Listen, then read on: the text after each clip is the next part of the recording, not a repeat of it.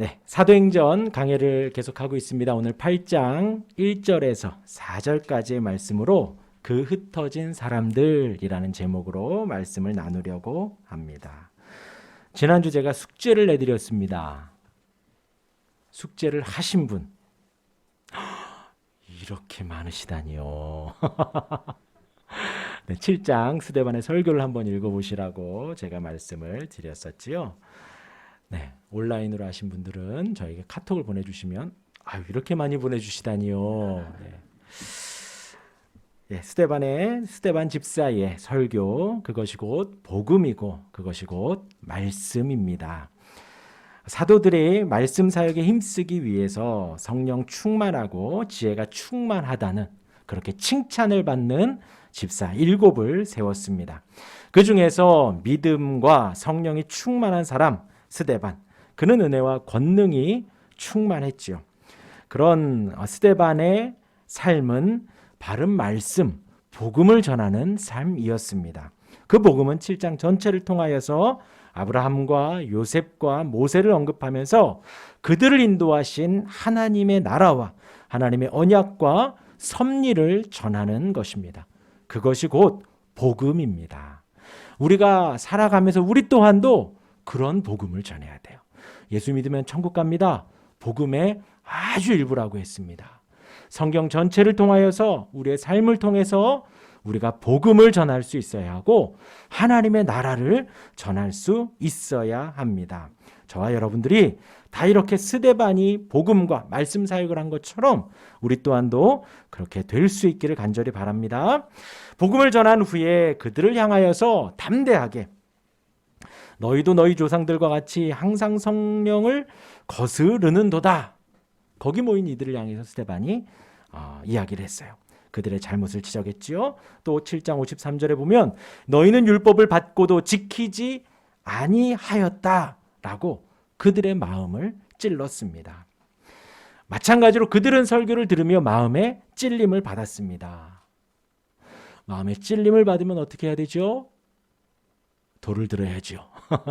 마음에 찔림을 받으면 회개를 해야 합니다. 잘못을 인정하고 머리를 숙이고 마음을 열고 하나님께 잘못했습니다 하면 되는 거예요.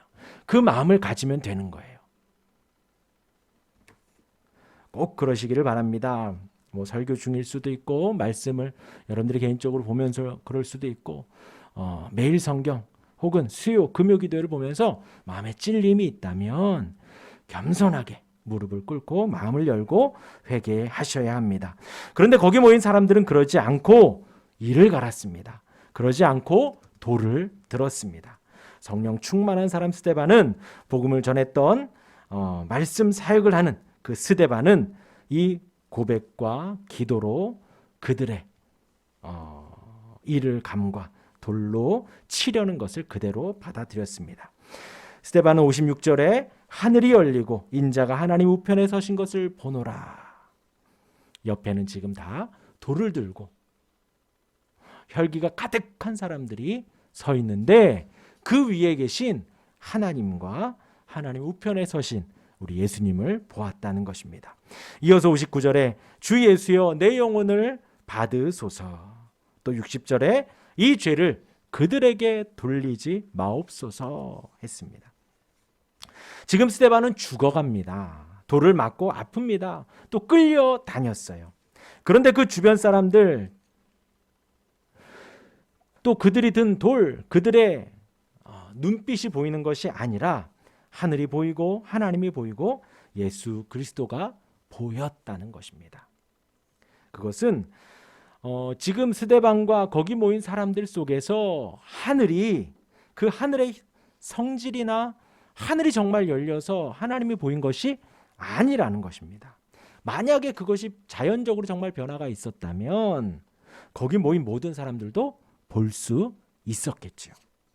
그러나 하나의 새로운 예리한 시력을 하나님이 스데반에게 주신 거예요. 그래서 모든 장애 환경과 사람을 뛰어넘어서 그 일반 사람들은 보이지 아니하는 하나님 나라의 영광과 하나님 보좌 우편에 서신 예수 그리스도가 보였다는 것입니다. 그것은 홀로 스데반에게만 보였습니다. 그 자리에 있는 불신자들, 그들은 그것이 보이지 않았다는 것이지요. 그들은 마음이 어두워지고 마음을 닫았기 때문에 그 밝은 빛을 볼 수가 없었습니다. 그리스도는 자연적인 이치에서 혹은 자연적인 방법으로 그에게 나타나신 것이 아니라는 거예요. 하나님의 영광이 스데반에게 보여지는 그 자체는 스데반에게 허락하신 하나님의 놀라운 기적이라는 것입니다. 하나님의 그 무한성은, 하나님의 그 전능성은 우리 사람의 용량으로는 이해할 수가 없다는 것이죠. 지금 되게 긴장감이 돌고 폭력적이고 막 액티비티하는 막 그 상황 속에서 하나님은 스데반의 눈을 열어서 그 하나님의 영광을 보여주게 하셨다는 거예요. 그 돌을 던지는 시끄러운 상황 속에 스데반은 잠잠히 하나님을 바라며 믿음의 눈으로만 보이는 하나님과 그 보좌 우편에 서 계신 예수 그리스도를 본 것입니다. 우리의 시각 속에도 그런 믿음의 시각이 있어지기를 바랍니다. 어떠한 상황과 환경 속에서도 그 모든 것을 초월하신 하나님을 볼 수가 있어야 하는 거예요. 어떠한 상황과 환경 속에서도 당장 내가 죽을 것 같은 위기 속에서도 그 모든 것 넘어 역사하시는 하나님을 믿음의 눈으로 볼 수 있기를 간절히 바랍니다. 그리고 스데반이 기도를 합니다. 주 예수여, 내 영혼을 받으소서. 스데반이 죽기 전에 두 마디 기도를 한 것 중에 첫 번째 기도입니다. 여기 계신 여러분들, 우리는 언제 기도하나요? 그리고 언제 기도해야 할까요? 기쁘고 즐거울 때 기도가 나오면 얼마나 좋겠어요. 근데 기쁘고 즐거울 때는 기도가 잘 나오질 않습니다. 전쟁과 다름없는 우리의 전체 생활 가정 속에서 매 순간순간 우리는 하나님의 도우심을 간구해야 합니다. 우리의 일상에서의 기도가 습관이 되어야겠습니다. 그래야 가장 힘든 최후의 결전의 순간에서 하나님께 부르짖는 것이 가능하다는 것입니다. 그 기도의 내용은 다른 것이 아닙니다. 화려한 미사 여구가 있는 것도 아닙니다. 특별한 방법이 있는 것도 아닙니다. 단지 이 스데반은 지금 주 예수여, 내 영혼을 받으소서 한마디를 했다는 거예요. 내 영혼을 하나님이 받아주시고 하나님이 주장해 주시고 하나님이 책임져 달라고 맡겨드리는 것입니다. 인생의 모든 주권을 하나님께 내어드린 것입니다. 좀 전에 말씀드렸지만 우리의 일상은 전쟁입니다. 뉴스에도 나오지요. 하루하루 일을 하지 못하면 못 살기 때문에 증상이 있는데도 숨기는 거예요. 코로나 검사를 받지 않는다는 것입니다. 지금은 뭐 약간 자율적으로 바뀌었지만 초기에는 2주를 격리를 했잖아요. 또 어디 갔다 왔는지 동선도 다 추적을 했습니다. 그래서 다녀간 업장들에게도 다 피해를 줬었지요. 그 치열한 전쟁통에서 스데반의 기도를 할 수 있는 우리가 되기를 바랍니다. 스데반이 자신의 영혼을 하나님께 맡겨드린 것입니다. 사방으로부터 잔인한 저주와 모욕이 자기의 머리를 향하여 오는 그 소리를 들으면서도 그는 잔잔히 그리스도의 은혜 아래 주 안에 안전하게 쉬고 있으며 자신의 육체에 대하여 더 이상 염려하지 않고 자기의 영혼이 그리스도의 손에 맡겨지는 것으로 만족한 것입니다. 주님, 내 영혼을 받으시옵소서, 내 영혼을 인도해 주옵소서 하고 그냥 내어 맡긴 거예요. 자기 영혼을 그리스도에게 맡기는 것은 누구나 그와 동시에 자기를 기쁜 마음으로 포기하고 그의 뜻에, 주님의 뜻에 전적으로 순종하게 됩니다. 기도가 어려운 것이, 내 영혼을 맡겨드리는 것이 어려운 것이 아니라는 거예요. 화려한 기도를 해야 되는 거나 그것이 아니라는 거예요. 하나님 허락하신 모든 상황 속에서, 모든 환경 속에서 내 영혼을 받아 주옵소서. 그렇게 기도할 수 있는 저와 여러분들 되길 바랍니다. 그리고 두 번째 기도를 주여 이 죄를 그들에게 돌리지 마옵소서 했습니다. 스데반의 말씀 사역의 절정이지요.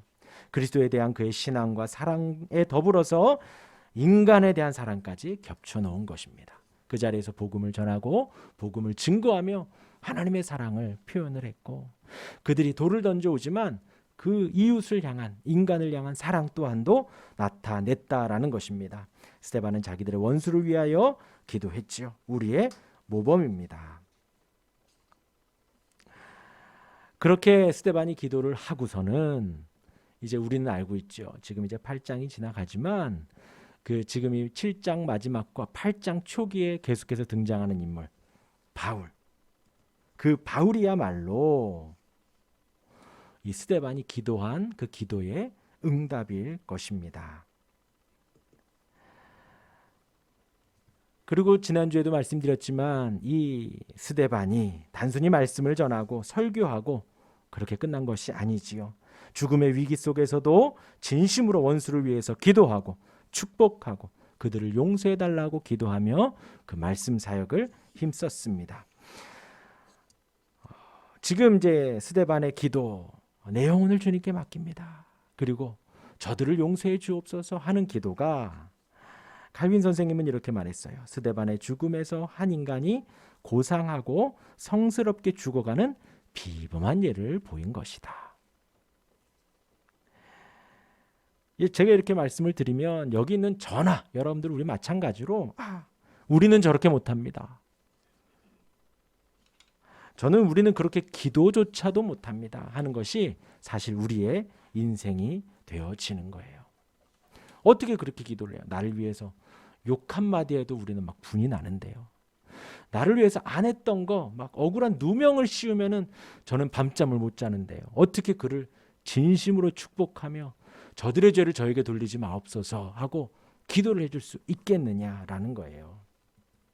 그런데 우리 하나님은 우리의 아버지가 되십니다. 우리 하나님 아버지는 저와 여러분들에게 그러한 가식적인 기도를 원하지 않는다는 거예요. 하나님은 그냥 기도를 원하시는 거예요. 하나님과 교제하고 교통하길 원하고 우리의 마음을 있는 그대로 토로하는 것을 하나님은 원하신다라는 것입니다. 하나님 아버지께 간절히 도움을 구하고 하나님 아버지께 어려움을 말하고 하나님 아버지께 지금의 상황과 나의 바람을 그냥 진실하게 기도를 하면 되는 것이에요. 그러니 그냥 기도하시기 바랍니다. 꼭 아까 말한 대로 고상하게 우리가 기도하지 않아도 되는 거예요. 이렇게 신사처럼 앉아가지고 하나님 앞에 어떤 단어를 써야 되나 고민하지 않으셔도 되는 거예요. 진실하게 기도하다 보면 정직하게 고하다 보면 그것이 내 정욕인지 내 사욕인지 그런 거 고민하지 마시고 살아계신 하나님 앞에 나의 아버지가 되신 나의 보호자가 되시고 나를 인도하시고 이끌어주시는 나를 긍휼히 여기시고 나를 사랑하시는 그 하나님 앞에 모든 것을 내려놓으면 되는 것입니다. 내가 아프면 아프다고 힘들면 힘들다고 좋으면 좋다고 싫으면 싫다고 그리고 나의 원대로 마시고 아버지의 원대로 하옵소서 그렇게 기도하시다 보면 그렇게 기도의 연습을 하시고 훈련을 하시다 보면 나중에는 주여 이 죄를 그들에게 돌리지 마옵소서 하는 기도까지 할 수 있게 될 것입니다. 그렇게 스데반이 죽음을 당하고 8장이 시작이 되는 거예요. 오늘 말씀. 복음의 그 선포되는 대상의 관점에서 볼 때 1장부터 7장까지의 말씀은 유대인 중심의 복음 증거였습니다. 그런데 이제부터 8장부터 12장까지는 과도기. 또 그 이후에는 이제 이방인들에게 전해지는 그 모습이 등장을 합니다. 그러니까 유대인 중심의 전도에서 본격적인 이방인 중심의 선교로 전환하기 위한 이제 그 과도기적 과정이 이제 8장에서 시작을 한다는 것을 말씀을 드립니다. 그리고 바울이 계속 등장을 합니다. 이것은 교회의 철저한 핍박자였던 그 바울이 회심하여서 선교의 사역의 중심이 되고 위대한 일꾼으로 성장하는 과정을 보여주기 위함이지요. 그리고 또한 이 사울을 변화시킨 복음의 능력이 얼마나 큰지. 왜냐하면 지금 사울에게는 그 앞에 돌 맞아 죽어가는 스데반이 있거든요. 그리고 사람들은 그 스데반의 옷을 갖다가 사울에게 던지게 됩니다. 8장 1절을 보면 사울은 그가 죽임당함을 마땅히 여기더라 라고 했습니다. 스데반은 사내들인 공회의의 정식 판결이나 사형을 합법화시키는데 반드시 거쳐야 하는 총독의 허락이 있어야 되는 거예요.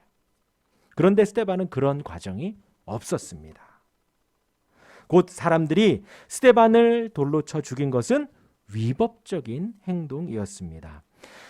불법적인 살인임에도 불구하고 뼛속부터 인생 전부가 유대인인 바울은 그것을 마땅히 여겼다는 거예요. 곧 동의했다라는 것입니다.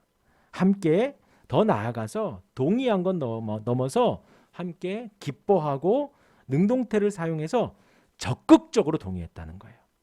스데반이 불법적으로 죽어가는 일에 바울은 기뻐하고 좋아하고 이것은 마땅하다. 이것은 하나님의 말씀이 성취되는 것이다 라고 적극적으로 동의했다라는 의미가 담겨져 있습니다. 또 바울은 이렇게 하면서 조금도 후회가 없었습니다. 스데반의 처형에 매우 적극적이고 심지어 주동하는 입장이었음을 알 수 있습니다. 예수님의 죽음도 불법 투성이었지요. 이어서 스데반의 죽음도 불법이었다는 것입니다. 그런데 그 불법적인 모든 일에 스데반은 대항하거나 이것은 불법이다 손들고 하지 않았다는 거예요. 그 권력에 맞서지 않았다는 것입니다. 이제 또 나오는 2절과 3절에 그 교회에 있는 모든 성도들은 다 그런 불법적인 일들에 대항하거나 맞서지 않았다는 것을 잘 기억하시기를 바랍니다. 1절에 이어지는 말씀은 교회를 계속해서 핍박하고 박해했다고 나와 있습니다. 이 단어는 뒤쫓다라는 동사에서 파생되어서 추적당하고 괴롭힘을 당한다는 것을 의미를 합니다. 3절에서 사울이 각 집에 들어가 남녀를 끌어다가 옥에 가두게 됩니다. 사내들인 공문을 소지하고 먼 지방까지 뒤쫓아가면서 결박하고 가두게 되는 것입니다. 어떤 사본에 보면 이 핍박이라는 말 다음에 환난이라는 단어도 쓰고 있습니다. 곧 박해를 받는 사람들의 상태를 나타내는 말로 그들은 지금 고통을 당하고 있다라는 거예요. 성도들의 고통을 덧붙이면서 당시 박해가 매우 집요하고 잔인했다라는 것을, 성도들에게 큰 고통을 주었다는 것을 강조하는 것입니다. 하나님이 왜 이렇게 박해와 고통을 주셨을까요? 하는 거예요. 지금 이 8장까지의 상황을 보면 예루살렘 교회는 계속 수가 늘어가고 있었습니다. 베드로가 설교하니 3,000명이 모이고 사람들이 모인 사람들이 다 모범적으로 사는 거예요. 자기의 소유를 팔아서 가난한 사람들을 도와줍니다. 칭송받고 존경받습니다. 제자들의 수가 더욱더 늘어가고 있었던 상황이었던 거예요. 현재 상황으로 봤을 때 그들은 예루살렘 교회의 부흥과 발전에 만족했을 수도 있습니다. 혹은 인간적인 생각에 이제 이렇게 예루살렘을 복음화하고 어느 정도 자리를 잡은 후에 이제 다른 지역에 복음을 한번 전해보자 라는 생각을 했을 수도 있었을 거라는 거예요. 그런데 이제 10장 이후에 보면 고넬료 회심 사건의 베드로의 장면이 전반부에 나옵니다. 베드로조차도 이방인 전도를 탐탁하게 여기지 않았다는 거예요. 나아가 적대감을 가졌을 수도 있습니다. 그러니까 예루살렘 교회는 계속해서 부흥하고 성장했을 때에 그 자리에 머물렀을 수도 있었을 거라는 거예요. 하나님은 이 모든 일들을 그냥 놔두지 않았다는 것입니다. 우리 3절 한번 같이 읽어보겠습니다. 8장 3절입니다. 사울이 교회를 잔멸할세 각 집에 들어가 남녀를 끌어다가 옥에 넘기니라. 이 잔멸이라는 단어가 황폐하게 하다, 망하게 하다라는 뜻이에요. 그리고 그것은 학대하다는 의미를 담아서 미완료 시제, 계속해서 현재형이다라는 거예요. 계속적으로 반복적으로 진행되고 있음을 나타냅니다. 성경의 용례를 보면 이 잔멸하다라는 것은 못쓰게 만들고 사람을 망하게 하는 것, 가지를 말합니다. 사울이 맹렬한 기세로 교회를 계속 핍박하고 덤비며 교회를 말살시키고 더 이상 교회가 존재하지 못하도록 학대했다라는 것입니다.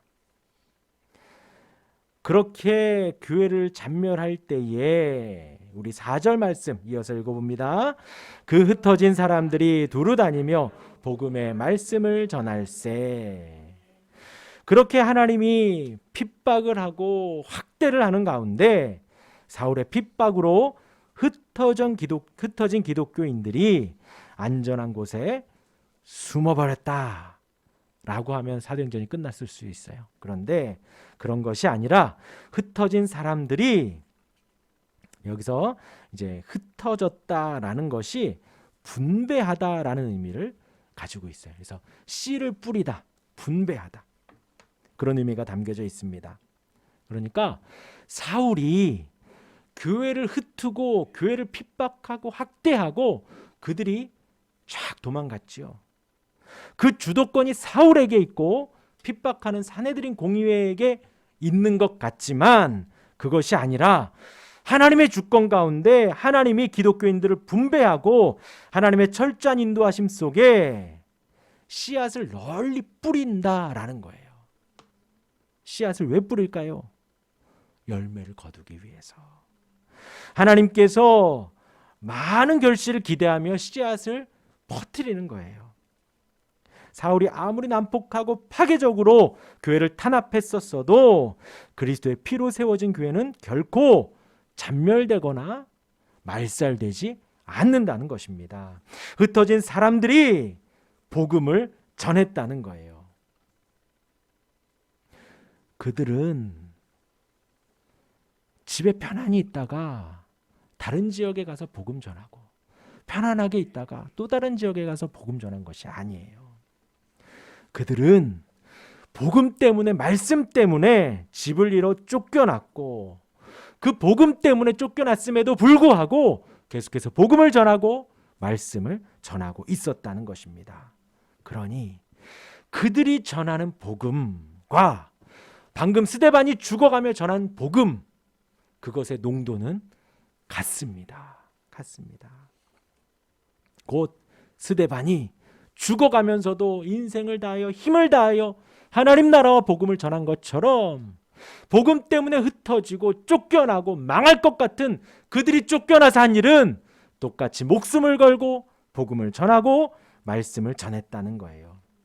스데반이 순교를 당했고 많은 기독교인들 남녀가 핍박을 받으며 옥에 갇히는 상황이었는데 복음 전파가 더 활발히 일어났다는 거예요.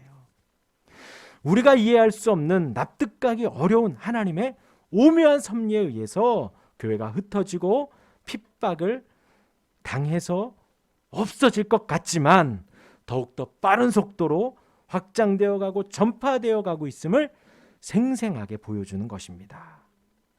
다시 한번 말씀드립니다. 그리스도의 피로 세워진 교회는 결코 잔멸되거나 말살되지 않습니다.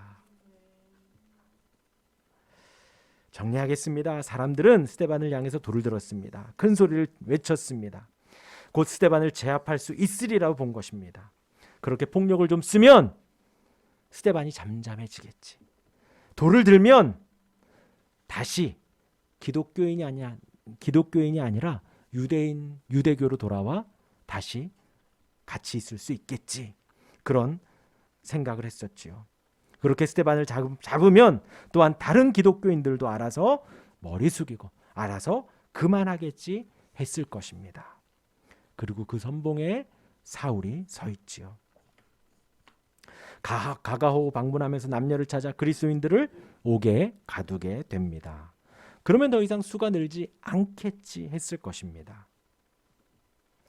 그들은 지금 잘하고 있을 거라고 생각을 했을 텐데 그 모든 것이 그 유대인들이나 사내들인 공의회나 사울이 주도권을 갖고 있는 것 같지만 그것이 아니었다는 거예요. 그 모든 것은 하나님이 쥐고 계시고 하나님이 인도하고 계셨다는 거예요. 스데반의 눈에 하나님의 영광과 예수님을 보여주시고 스데반으로 기도하게 하시고 그렇게 스데반을 구원하셔서 인도하셨다는 하셨습니다. 평안함 속에 잠들게 하셨습니다. 이어서 사울이 교회를 잔멸하려고 이어가지만 교회 잔멸이 아니라 하나님의 사람들을 더 많은 지역에 더 많은 열매를 맺게 하기 위하여 흩어 버리신 것입니다. 그들의 핍박과 환난 속에서도 복음은 더욱 퍼져가고 더욱 흩어져 갔다는 거예요. 이들이 바로 말씀 사역을 하고 있는 사람들입니다. 이들이 바로 성령 충만한 사람들이다라는 거예요. 하나님께서 나를 부르시고 인도하시고 복음으로 인도하심을 나의 인생 속에 하나님이 찾아오셔서 나를 사랑하시고 구원하시고 찬양하게 하시고 인도하시는 그 모든 것들을 전하는 것이 바로 복음이고, 하나님의 은혜 속에서 하나님의 말씀을 전하는 그 말씀 사역이 되어지는 것입니다. 여기 계신 여러분들 보면 정말 감사하고 짠합니다. 한번 보셔요. 양쪽을 보셔요. 짠하신지요? 안 짠해요. 그것은 한 분 한 분의 삶이 힘겹고 어렵고 아프고 혹은 물질과 건강에 열악함, 그런 것 때문에 짠한 것이 아닙니다. 단순히 그래서 짠한 것이 아니라 그럼에도 불구하고 신앙을 지키며 치열하게 신앙의 삶을 살아내시는 것이 너무 귀하기 때문입니다. 여기 계신 분들 중에 어떤 분들은 불신 가정 속에서 신앙생활을 합니다. 어떤 분들은 가정의 경제 상황이 좋지 않음에도 하나님을 찾습니다. 또 어떤 분들은 사업이 잘 안 돼도 기도의 끈을 놓지 않습니다. 또 교회가 멀지만 힘겹게 말씀을 사모하며 발걸음을 옮기십니다. 혹은 어떤 분은 불면증으로 잠을 못 자니 그 시간 내가 성경을 읽겠다라고 하며 성경을 읽으시는 분도 있습니다. 몸이 좋지 않아서 집 밖에 외출 자체가 부담스러우신 분들도 예배하러 나오십니다. 우리 청년들은 어떤지요? 지금 밖에 놀기 얼마나 좋아요. 바람 쐬기 얼마나 좋습니까? 코트를 드디어 벗었어요. 그런데도 이 좋은 시간 청년의 때에 예배하겠노라고 나와 있습니다. 아직 세상을 100일도 안 살았음에도 불구하고 이 코로나의 위기를 뚫고 말씀의 자리로 나오는 그 부모와 아이 또한 있습니다. 그 치열한 삶을 말씀 사역이라고 부르고 싶습니다. 단순히 예배당에 나오는 것으로 적용을 했지만 우리 인생의 일주일의 삶과 인생 속에서 더 깊은 말씀 사역이 여러분들에게 있을 것입니다. 우리의 이러한 삶과 인생과 순간과 시시때때의 결정과 고민과 기도 속에 하나님의 말씀이 녹아 나실 수 있기를 간절히 바랍니다.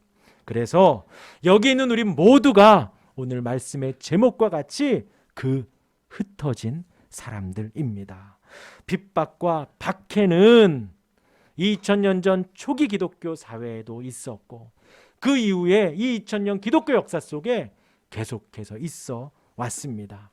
저와 여러분들에게도 핍박과 박해는 있습니다. 물론 예수 믿는다고 총칼을 들이대진 않지요. 하지만 예수 믿는다는 그 이유만으로 우리가 손해를 감수하고 우리 마음 안에 찔림이 있고 우리 마음 안에 양심에 거리낌이 있는 것, 그러한 삶을 핍박과 박해라고 할 수 있습니다. 그 모든 것의 주도권이 나에게 있다면 인생은 너무 힘들 거예요. 그러나 사울과 이 사내들인 공의회의 주도권이 없었던 것처럼 우리 인생의 주도권과 주권 또한 하나님께 있음을 기억하시기를 바랍니다. 우리를 통하여 삶의 모든 영역에 더 많이 복음의 열매를 맺게 하시려는 하나님의 의도와 하나님의 사랑과 은혜가 있습니다. 폭력적인 죽음의 위기 속에서도 스데반이 저들의 죄를 저들에게 돌리지 마옵소서 하는 엄청난 기도를 했을 때 그 기도의 응답은 바울이었어요. 바울. 그런데 스데반은 그 기도의 열매를 보지 못했죠. 그렇다고 그 기도가 땅에 떨어진 것이 아니라는 것입니다. 그리고 그 상황만 본다면 사울과 유대인들 사내들인 공회가 승리한 것 같지만 후에 바울은 신약의 대부분을 쓰는 우리의 큰 신앙의 선배가 되었습니다. 하나님은 이렇게 놀랍게 역사하십니다. 그 흩어진 사람들, 흩어진 우리의 말씀 사역, 성령 충만한 삶 속에 하나님은 바울과 같은 우리가 알지 못한 놀라운 응답으로 인도해 주십니다. 우리의 신앙의 삶이 그런 믿음의 열매를, 사랑의 열매를, 인생의 회복과 온전케 하시는 열매를 주실 것입니다. 우리로 흩어져 그 복음의 전함과 말씀 사역과 성령 충만한 삶으로 살아가도록 하나님께서 우리를 인도해 주실 것입니다. 기도하겠습니다.